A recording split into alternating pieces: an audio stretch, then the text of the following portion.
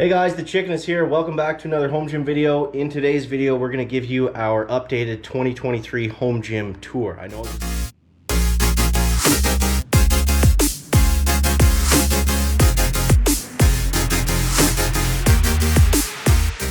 this is something I've done in the past, but it's something that I want to regularly do as we go over, updates to the gym, how I'm feeling about it, and just kind of be able to document the whole process of, having this home gym. What I want to focus on today is the fact that I built this gym with a very low ceiling space in my basement, okay? Also, I'm in Canada where, we get, freeze thaw, winter, spring, flooding. I'm going to touch on some of that towards the end of the video. If you guys enjoy this, make sure you subscribe to the channel. All right, so let's start off. I don't even know where to start here. Let's start off right here, I guess, with the power rack. So I'll give you guys kind of an overview. Here's everything, and it's a little bit cluttered right now. I apologize, but you see as you come down the stairs there, we come in here, and we'll talk about all this in a second, but yeah, so here's the current setup, and I got some fishing stuff over there. You know what, let's just walk through this like we were walking down the stairs and just go over everything in order. So this little disaster corner right here, this is where I keep all of my accessory stuff. Now, this is not a wall control panel that you see. They've been really popular on YouTube and in the home gym community. This I actually got from Amazon, and it's, I don't know, it's aluminum or something, some sort of cheap metal. But it works great. It holds up everything, and it comes with a million of these little like peg assortment attachment things. I'll link this down below. I think it was like $13, so I mean a really great cheap alternative to the wall control, and in my opinion it looks just as good.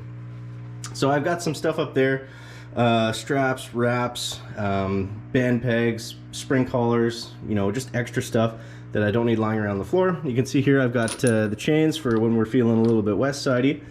Now, here's the first thing. Now, like I said, we're gonna focus on the fact that I have a really low ceiling down here. So I wanted to do pull-ups, and if you see my rack, I do have a little pull-up bar kind of in the back. It's actually a cross member, but my plan was initially to use that for doing pull-ups, but the problem was the low ceiling. I'd do the pull-up and, I'd get halfway up, my head was in the floor joist. But this one actually works really well, and this is from Amstaff Fitness. I believe it was $40 or $50, all prices in Canadian that I'm talking about here. And you see right there, it just simply bolts to the top of the floor joist, so then it gives you just enough space down here.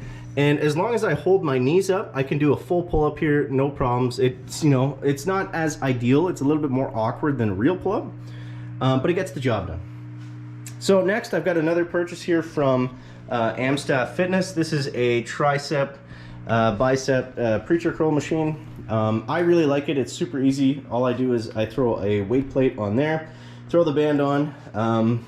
It's set up for triceps right now, so obviously with the resistance, it's gonna work better, but then you can do triceps like that. If you wanna do biceps, you simply push this forward. That little pin, I'm trying to do this with one hand as I hold. I'm just gonna let that go down. You wanna do biceps, you simply pull this pin out, switch the thing around, throw it back in. Again, another nice machine. It's nice to have just to be able to switch up. I love doing arm workouts, obviously everybody does. So it's nice to be able to do something where I'm not just specifically using barbells.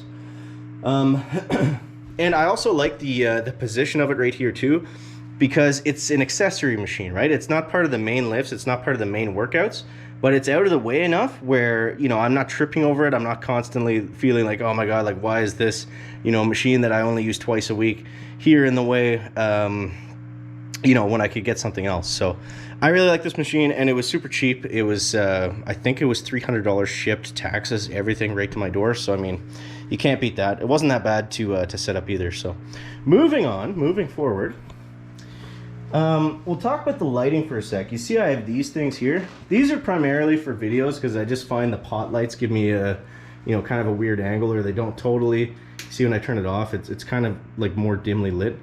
So I got these things. I forget what they're called. They're like Newer Lights as the company, but they're just nice to have. They brighten up the space. I am happy with these lights. Before I had these, I actually had, it was, I forget where it is. I think it was over here. I just had a typical box here with a screw-in light bulb. So it was very dark down here for a very long time, so I was very happy to do those lights. Over here I have my table, which is the Bells of Steel plyo box. This was a total mistake. You can see right there I'm doing my Juggernaut AI. This is a mistake because I thought this was going to allow me to do box squats. I was doing mostly conjugate style programming at the time, and I needed a good way to do box squats, and I don't know why, but you can't find milk crates anymore. So I got this. I was like, you know, it'll be nice to use and I can throw stuff on it, but it was too high to use for box squats. What I actually do use it for sometimes, the reason why I have it right here, is I can do belt squats to a box, and since the belt squat is on a bit of a raised platform, it actually works really well. It puts you like in the perfect position, and it's just, like if you want a quad pump, I don't think anything beats a belt squat to a box, like high reps with bands on the pegs. It just it's just fun. It feels awesome, and obviously doubles as a table. I've got these stickers here from my last video with the plate snacks. Those are pretty cool. This is my only piece of equipment from Go Strong. Very happy that I got this because they actually did go, well, they didn't go out of business. They sold to Rogue. Rogue owns them now. So I'm happy that I was able to get something from Ghost. This Deadlift Jack is absolutely beautiful. It's probably the best looking piece of equipment that I have down here, but yeah, cool to get something from Ghost. And I mean, as a Deadlift Jack, I had the full jack for a bit, the one with the handle that, you know, picks up the whole bar, but I didn't like that because you still had to balance the weight on either side, right? With this one, you pick it up, you strip all the weights off one side, you pick up the other end, you strip off all the weights. It's actually more efficient to use a single jack than it was to use the full one, because the full one, you know, as soon as you took all the plates off one side, it would just fall over. So yeah, better to have it, just better overall. And it was actually like the price on it was pretty insane. It was Ghost, so yeah, not a cost saving thing by any means, but definitely I just love how it looks, and it matches the gym colors, and it's more efficient. So next up, we got Mr. Homer right here watching over us for inspiration.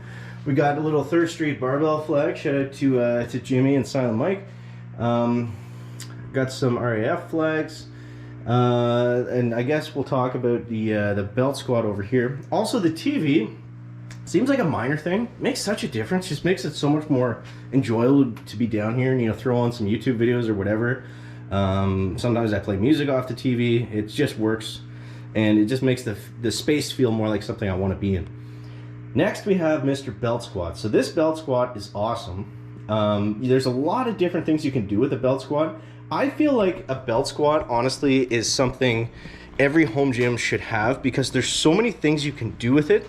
And, you know, even if you're not huge on like the belt squat as a machine itself, I know some people like, you know, some people say that you know, power lifters kind of popularized the belt squat, and it's not really an efficient movement for accomplishing much in terms of like hypertrophy training or, you know, your legs or anything like that. I find it's a fantastic way to do lower body work and, you know, give your upper back some rest. It's a great accessory after heavy squats. You know, most of us aren't going to have access to a leg press, or, you know, even leg extensions are kind of tricky to find in a home gym. Belt squat's a really nice workaround, and there's just so much stuff you can do with it. I mean, you can do deadlifts, you can do rows, you can do curls, you can do pretty well anything. I'll show you. I've showed you guys this before, but if you haven't seen, again, kind of messy right now, sorry, but I have just this bar attached to the floor joist with just a pulley on it. Basically, how it works is, you know, the cable goes down on either side, connects down to here. Connects to the belt squat. Then you can do your press downs, you can do rope pulls, you can do triceps, you can do, again, curls with it.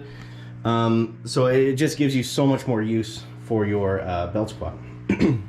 Next, we have the rack. So also the belt squat, great for the low ceiling, because all of the stuff you do on it, it doesn't require you to, you know, extend your arms overhead or anything like that. So it's a nice piece to have the low ceiling space. Speaking of the low ceiling space, you can see my rack here. So this is the Rogue SML1 with the HR2 attachment in the back. So it's actually a squat stand, but then you buy the secondary piece that goes on like that, the 70-inch post if you're using the SML1, and you can see this thing just barely fits like I've got what, like 2-3 inches of space from the floor joist. Like you can see this light, it's literally like almost touching the rack. So at the time when I got this, there was not a lot of options for like shorty style full racks. So this was the best thing I could come up with. That was also, you know, what I wanted, what I needed for my space, but also worked in my budget too, right? So, and I don't have any issues with this thing. I love it. Obviously, you know, having a full-size rack would be better, with more attachments and stuff you can put on. But this thing is great because, I mean, you can put the accessories on it. I had a Rogue Matador at one point, and it actually worked, believe it or not. You know, anything that you could put on a full rack within reason, you could probably do here, which is nice to have. And it's also, so it goes from a squat stand into a half rack, right? And I like the half rack. I know most people like full racks, but the thing with full racks is it becomes a dedicated space to just anything inside of the power rack, right? Which is, you know, obviously great for a lot of things, but it's also nice to not, you know, to have the space be a little bit more open. Say if you want to do, I don't know, rack pulls, or if you want to walk the bar out of the rack. If you're doing deadlifts, like what I'll do on warm-ups, I'll grab the bar here and then I'll walk it back here, and then I'll do my dead. It's just nice to be able to have that kind of free movement, and not it, you know, obviously you could do that from outside the rack, but then, you know, it's kind of taking up a little bit more space. I just like the half rack because it allows you a little bit more freedom and you don't feel as, you know, squished in the space kind of. It's a personal preference kind of thing. Obviously a full rack's better because you can do more with it, but that's, you know, it's a benefit for me anyway. So with this build, it's only going to work, or it's really, you know, I would highly suggest that you get the plate storage. The plate storage is what's going to keep it, you know, you can see it does have a pretty good shake. But the plate storage is going to give you all the stability that you need. You throw the cross member on top of that, then you're going to be good to go. Without the plate storage, I noticed that just the squat stand, although it is built super beefy, it's going to sway quite a bit on you. So for weight plates, I went with the Rogue machined Olympic plates. I mean, I don't think you can beat the look of these. They just look beautiful, especially when you get a bunch of them set up for heavy deadlift or something like that. They sound awesome, look great. Not the greatest for noise, but it is what it is. So back here, this is probably the thing that I got the most questions on out of any video I've ever made, is what is that clock? That clock is from Amazon. It was kind of expensive. I think it was $60 or $70. But it never had a problem with it. AccuRite is the name. Again, I'll link it down below. And here's the mirrors. Now the mirrors I put some strip plates onto. They look great from far away, but if you look here, I actually cracked the mirror. The strip plates are kind of sloppy, but they've been on there for like 2 years and I've never had an issue with them. So it's just a cool thing, you know, you can just add to it. And I mean, given the space, I'm actually super proud that that's the only place that I cracked that mirror. Because if you look at the size of it, it's a 4x6 3mm mirror panel, and look where I had to bring it through. I can't even fully show you because I can't get in there, but I had to bring that thing through this door, which is a trap door with stones all around the side of it, stone walls just like in here, and I somehow got that thing through, and it was literally the width of the door by the time I was bringing it down through. It was funny, I tried bringing it down the stairs initially, got about halfway, I was like, nope, it's not gonna fit. So that was extremely awkward bringing those things down here. I would not recommend, get movers to do it if you can, because then if you break it, it's on them, which is nice. But yeah, but so the mirrors, I love them. They look really cool, really open up the space. You know, it's just one of those things that it really makes the gym look like a gym and feel like a gym when you're working out. Obviously you can watch with the stuff you're doing, which is cool too. Okay, so for the sake of just the video, I'm gonna get moving a little bit faster here. So for music, I've got this. It's just called the Garage Rocker. It's more than enough volume that I need for this space. Again, off Amazon, I think it was $100 and something, 120 bucks, probably more expensive now. I've got a Rogue band hanger over here. Again, messy, cluttered, sorry, but it holds the bands and stuff, so it does its job. All right, so the bench. The bench is the next big thing. Now this is actually a competition style rack, a combo rack. because you can squat out of it too. You see it's got the rollers on the bottom and the rollers on the top. I've never actually used these, but it's cool to have. And it has the adjustment here. If you wanted to have a bunch of people squatting, you can adjust the height on it. So this is from Strong Arm Sport. Now, you might be thinking, that's crazy. Why would you go all out on this bench just for the sake of bench pressing? Well, the time that I got this, it was actually like $900 Canadian. I think now it's closer to 15. And I just love it. It just fit, like everything about it, it just feels right. It fits perfect. Bit of a risk going this expensive on something that you've never actually used before. But I just love the look of it. I mean, it's beautiful with the stainless steel laser cut names. Like, you could not get something like this from another company, you know, for the price that I got it at. So to me, it seemed like a steal. And I mean, otherwise I was gonna have to spend a bunch of money. I mean, the thing was, I didn't really have the space, and I didn't want, a lot of the workouts I do, right, is just mainly powerlifting. So I didn't want to be constantly dragging the bench back and forth. Kind of lazy, but you know, it's my space. So I decided to go with that. It worked for me, and I like it. There's other stuff I can do on the bench, but not really to kind of warrant the space that it takes up, I guess, because I'm still going to be looking at getting an adjustable bench. But I guess at that point, I'll probably just get rid of the strong arm one and put the adjustable in there. But that kind of defeats the purpose of what I just said. I don't know. Plans to be made. Plans to be made. So over here, I've got my live well. This is all my, this is all my minnow stuff. I'll show you guys this. So this is where I keep all the fishes. See them darting around in there. Some really nice big and fat ones. But yeah, I keep them down here too. They keep me company. Sometimes I talk to them when I'm working out. Just kidding. But yeah, so that's really it. That's really it. I've got some, again, messy, sorry. I got some deadlift blocks that I put together over here. Super cheap. Got a whole video on those if you're interested in that. But yeah, so that's the updated home gym tour for 2023. And, you know, kind of some tips and tricks and some things that I figured out the hard way about dealing with a low ceiling space. Yeah.